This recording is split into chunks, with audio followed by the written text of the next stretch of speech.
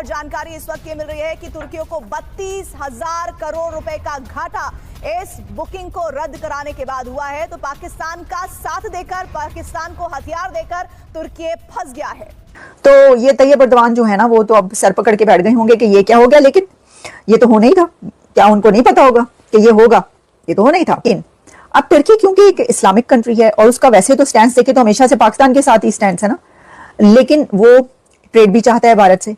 लेकिन इस वॉर में वो खुल के सामने आ गया। तैयब अर्दवान का चेहरा भारतीयों को नजर आ गया। वो कह रहे हैं कि ये तो हमारे खिलाफ है, इन्होंने तो इंडिया के दुश्मन पाकिस्तान का साथ दिया। तो अब देखें, ये एक बहुत बड़ी कैंपेन चल रही है और इस कैंपेन में अब कह रहे हैं कि जो टूरिस्ट हैं, इंडियन टूरिस्ट, वो वहां इन दोनों जगहों पर नहीं जाएंगे। दोस्तों, भारत ने तमाम टर्किश, पाकिस्तानी और चाइनीज मीडिया बैन कर दिया। इसका मुराद ये है कि वो समझते ये हैं कि हमें किसी की कोई ज़रूरत नहीं है। एक तो वो ये बात कहना चाह रहे हैं कि इंडिया समझता है कि जो जिसे कहते हैं ना, जिस चीज़ को मैं अंडरस्टैंड करता हूँ, वो ये कहते हैं कि भाई ये हमसे पैसे कमाते हैं, हमारी मार्केट से पैसे कमाते हैं, इनको नुकसान पहुंचाओ। ठीक है, ये इंडिया ने एक नया, वो जिसे कहते हैं ना, weaponisation of its economy, weaponisation of its people, कि हमारी वेपनाइजेशन ऑफ इट्स मार्केट, अपनी मार्केट को भी वेपनाइज कर रहे हैं। उनके साथ आया हो तो अजरबैजान और तुर्की, ये दोनों तो डायरेक्ट मीडिया के थ्रू हमारी नॉलेज में आए कि इन्होंने बिल्कुल खुल के साथ दिया है पाकिस्तान का। पाकिस्तान का साथ देने का मतलब होता है कि इंडिया के अगेंस्ट में ये पूरी तरह से खुल के आए हैं।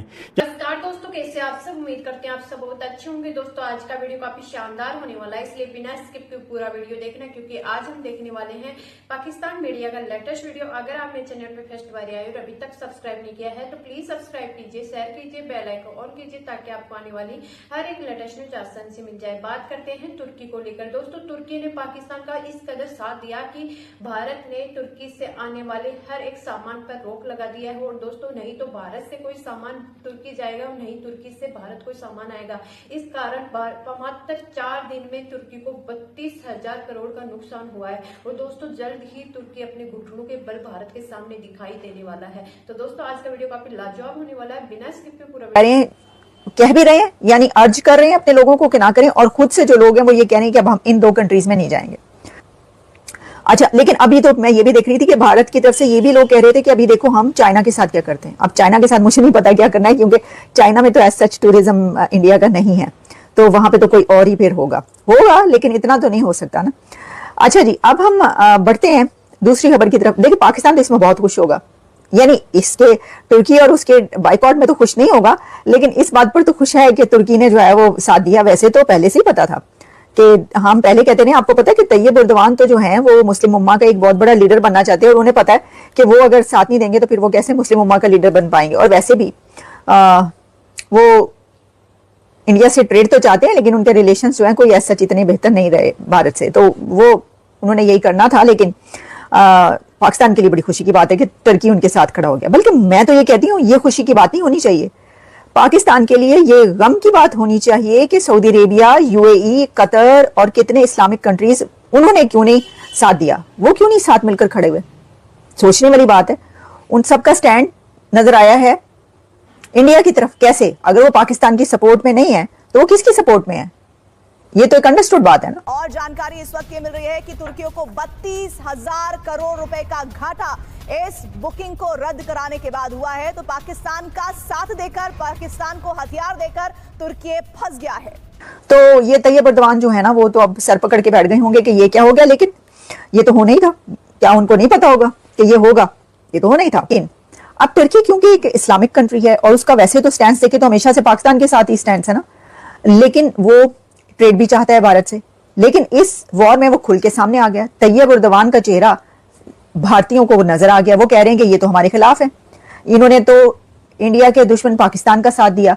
तो अब देखें, ये एक बहुत बड़ी कैंपेन चल रही है और इस कैंपेन में अब कह रहे हैं कि जो टूरिस्ट हैं, इंडियन टूरिस्ट, वो वहां इन दोनों जगहों पर नहीं जाएंगे। दोस्तों, भारत ने तमाम टर्किश, पाकिस्तानी और चाइनीज मीडिया बैन कर दिया। इसका मुराद ये है कि वो समझते ये हैं कि हमें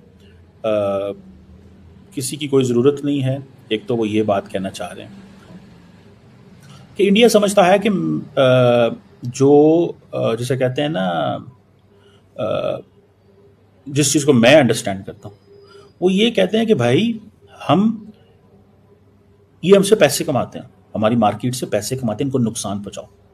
ठीक है, ये इंडिया ने एक नया, वो जिसे कहते हैं ना, weaponisation of its economy, weaponisation of its people, कि हमारी वेपनाइजेशन ऑफ इट्स मार्केट, अपनी मार्केट को भी वेपनाइज कर रहे हैं। उनके साथ आया हो तो अजरबैजान और तुर्की ये दोनों तो डायरेक्ट मीडिया के थ्रू हमारी नॉलेज में आए कि इन्होंने बिल्कुल खुल के साथ दिया है पाकिस्तान का। पाकिस्तान का साथ देने का मतलब होता है कि इंडिया के अगेंस्ट में ये पूरी तरह से खुल के आए हैं। जब इंडिया के अगेंस्ट में खुल के आए हैं तो हमें कोई मतलब इनसे नहीं होना चाहिए। Tit for tat is my policy. आपको क्या लगता है कि क्या कुछ लोगों के, चंद लोगों के विरोध या बायकॉट करने से कोई फ़र्क पड़ना है? फ़र्क तो पड़ना है, क्योंकि बदलाव की शुरुआत एक व्यक्ति से ही होती है। तो एक एक कर कारवां जुड़ेगा और ये बदलाव बड़ा होगा और असर करेगा। टर्की को बहुत जल्दी ही एहसास होगा कि उसने पाकिस्तान का साथ देकर बहुत गलत किया है और बड़ा घाटा झेलना पड़ सकता। टर्किश, पाकिस्तानी और चाइनीज़ मीडिया बैन कर दिया। इसका मुराद ये है कि वो समझते ये हैं कि हमें किसी की कोई ज़रूरत नहीं है। एक तो वो ये बात कहना चाह रहे हैं कि इंडिया समझता है कि जिसे कहते हैं ना, जिस चीज़ को मैं अंडरस्टैंड करता हूँ, वो ये कहते हैं कि भाई ये हमसे पैसे कमाते हैं, हमारी मार्केट से पैसे कमाते हैं, इनको नुकसान पहुँचाओ। ठीक है, ये इंडिया ने एक नया, वो जिसे कहते हैं ना, weaponisation of its economy, weaponisation of its people, कि हमारी वेपनाइजेशन ऑफ इट्स मार्केट, अपनी मार्केट को भी वेपनाइज कर रहे हैं।